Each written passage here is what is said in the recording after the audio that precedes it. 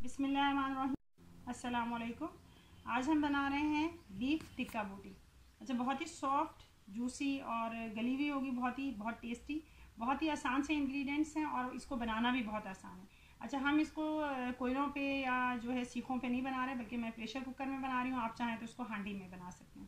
اچھا، اس کے لیے میں نے بیف لے لیا 400 گرام بیف لینے کے بعد اس کو میں نے سرکے سے اچھی طرح 2-3 دفعہ دھو لیا تاکہ اس کی اسمیل نکل جائے۔ اچھا، تھوڑی بہت چربی جو ہے وہ اس کے اوپر لگی ہے تو اس کو لگا رہنے دیں گے، کیونکہ اس سے اس کا ٹیسٹ بہت اچھا آتا ہے۔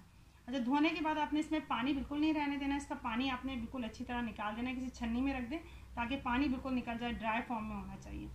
اس میں جو ہے اگر آپ پریشر کوکر میں نہیں بنا رہے، کسی ہانڈی میں بنا رہے ہیں تو پپایا جو ہے فریش مل جائے آپ کو، یا کچا پپایا ملے، اس کو 1 سے 1.5 چمچ جو ہے وہ پیس کے وہ بھی ڈال دیں، وہ بھی گلانے میں کام آتا ہے، لیکن میں استعمال نہیں کروں گی۔ اس کی وجہ یہ کہ پریشر کوکر میں ضرورت نہیں ہے پپایا کو استعمال کرنے کی۔ لیمن جوس ہے، اس سے اس کا فلیور بہت اچھا آ جاتا ہے، تو ضرور استعمال کریں۔ اچھا، ابھی 2 سے 3 چمچ جو ہے ادرک لہسن کا پیسٹ ہے، تقریباً 1.5 چمچ جو ہے وہ میں نے ہری مرچ کو پیس لیا ہے۔ میں نے لیا ہے کیچپ، چلی بھی اس میں ایڈ ہے، اس کی ریزن یہ ہے کہ اس سے اس کا فلیور بڑا اچھا سا آتا ہے۔ اچھا، ایک چیز اور آپ کو بتا دوں، اس میں ہلدی بالکل یوز نہیں کرنی، کیونکہ ہلدی اس کو ایک یلو کلر دے دیتی ہے، تو یلو کلر ہمیں بالکل بھی نہیں چاہیے، ریڈ کلر چاہیے۔ اچھا، ہمارے پاس تقریباً 1 چمچ ریڈ چلی ہے، یہ ہمارے پاس ہے پسا ہوا دھنیا، یہ بہت ہی اچھی خوشبو کے لیے دونوں چیزیں استعمال ہوتی ہیں۔ 1 چمچ پسا ہوا دھنیا اور 1 چمچ ہی ہے پسا ہوا زیرہ استعمال کرنا۔ 2 چٹکی گرم مسالہ ہے اور یہ میرے پاس ٹکا مسالہ ہے۔ اچھا، نمک ہے، یہ بھی آپ کو جتنا چاہیے آپ اپنی ٹیسٹ کے مطابق استعمال کر سکتے ہیں، اور 1 چمچ جو ہے میں نے ٹکا مسالہ استعمال کیا۔ تقریباً 1 پاؤ دہی ہے میرے پاس، اس طرح کی اسٹکس ہیں جن پہ ہم آخر میں اس کو پروئیں گے۔ اچھا، یہ دہی میں نے باؤل میں نکال لی، اس کے بعد یہ تمام مسالے اس میں شامل کر دیں گے۔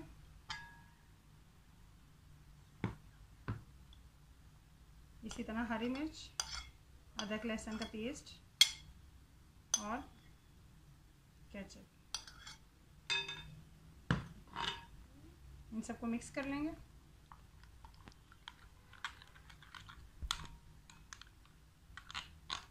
مکس کرنے کے بعد گوشت جو ہے وہ اس میں شامل کر کے اس کو تقریباً جتنا آپ چاہیں اتنا میرینیٹ کریں۔ میرینیشن کے لیے آپ اس کو فریج میں رکھ دیں، کیونکہ گرمیاں تو باہر خراب ہونے کا ڈر ہوتا ہے۔ اگر 3 سے 4 گھنٹے کے لیے بھی کم سے کم رکھیں، اور میرینیٹ کرنے کے بعد ہم اسے پریشر کوکر میں گلانے کے لیے رکھ دیں گے۔ 3 گھنٹے ہو چکے ہیں اس کو میرینیٹ کیے ہوئے۔ اب میں اس کو پریشر کوکر میں ڈال دیتی ہوں۔ اس میں پانی بالکل نہیں ڈلے گا، اس کی ریزن یہ ہے کہ اس میں دہی آلریڈی موجود ہے اور گوشت بھی اپنا پانی چھوڑے گا۔ البتہ ہم تھوڑا سا پانی اس میں ضرور ڈالیں گے، کیونکہ ہم اس کو تھوڑا سا جو مسالہ لگا ہے اس کو ہم اس کے اندر واپس ڈالنے کے لیے ہلکے سے پانی سے اس کو ایک سمجھ لیں گے، کنگھال کے اس کے اندر ڈالیں گے۔ یہ دیکھیے، اچھا، اتنے سے پانی سے میں نے جو مسالہ یہ سائڈ پہ لگا تھا وہ سارا اس میں سے نکالنے کے لیے رسک ضائع نہ ہو اس میں ڈال دیا۔ اس کے بعد یہ پریشر کو اس طرح سے اس کا کیپ بند کریں گے۔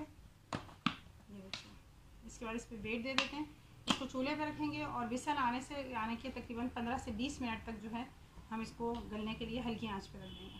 جی 15 منٹ گزر چکے ہیں، میں اس کا یہ پریشر ریلیز کرتی ہوں پہلے۔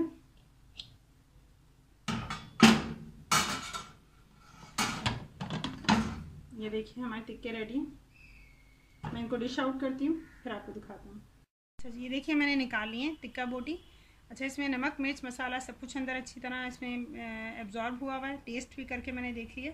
اب آپ نے یہ کرنا ہے کہ میں نے جو ڈش لی ہے یہ میٹل کی اس لیے کہ میں اس کو تھوڑی دیر اوون میں رکھوں گی۔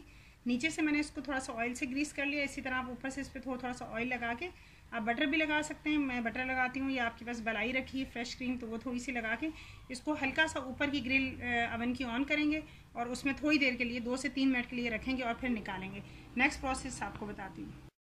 اچھا، یہ دیکھیں میں نے نکال لی ہے اس کو، اور اس کو میں نے کسی اور پلیٹ میں ڈالتی ہوں۔ اسی طرح جو میں نے آپ کو پرو کے یہ میں نے کیوبس میں کاٹ لیے ہیں ٹماٹر، تھوڑے سے پیاز یہ بھی کیوبس میں، اور راؤنڈ میں نے کھیرا کاٹا ہے۔ اب ان کو آپس میں پرو لیتے ہیں، پرو کے پھر میں آپ کو دکھاتی ہوں۔ اچھا، یہ سب سے پہلے کھیرا ہے، اس کو اس اسٹک کے اندر اس طرح، ووڈن اسٹک ہے اس کے اندر اس طرح ڈال دیں گے۔ اس کے بعد کوئی سی بھی ایک آپ نے یہ بیف کا لیا، لیکن تھوڑا گولڈن براؤن بھی ہوا ہوا ہے، یہ دیکھیے اس میں یہ رکھ دی، تھوڑی سی اسپیس آپ نے رکھنی ہے۔ اس کے بعد آپ انین لے لیجیے، یہ کیوبس میں کاٹا ہوا انین ہے۔ پھر اس کے بعد ایک ٹومیٹو کا پیس لے لیا آپ نے۔ ونس اگین ایک اور آپ نے बीफ की इस तरह से लेनी है, क्योंकि ये अच्छी तरह गला हुआ है। तो ये देखें कितने आराम से इसके अंदर जा रहा है। अच्छा, फिर आप वंस अगेन इसमें ले लेंगे खीरा, फिर इसके बाद लेंगे आप टोमेटो, फिर अनियन, और वंस अगेन एक और बार बीफ का पीस लगा देंगे इसमें। ये देखिए, अब इसको मैं दोबारा इस तरह इस स्टिक को भी यहाँ रख देते हैं। इस तरह तकरीबन जो मेरे पास बीफ है इस वक्त 8 बोटियाँ मेरे पास बीफ की और मौजूद हैं, तो मज़ीद 2 स्टिक्स और हम रेडी कर सकते हैं। अच्छा, आपको प्लीज़ दिखाएंगी कि गोश्त कितना गला हुआ है, इनमें से कोई एक पीस लेके और ज़रा दिखाइए व्यूअर्स को कि किस कदर आसानी से। जी, ये देखिए बहुत आराम से टूट रहा है, तो बहुत ही टेंडर है, बहुत सॉफ्ट है और बहुत जूसी है। आप लोग प्लीज़ बनाइएगा ज़रूर इसे, और फिर मुझे बताइए कमेंट करके कि कैसा लगा आपको।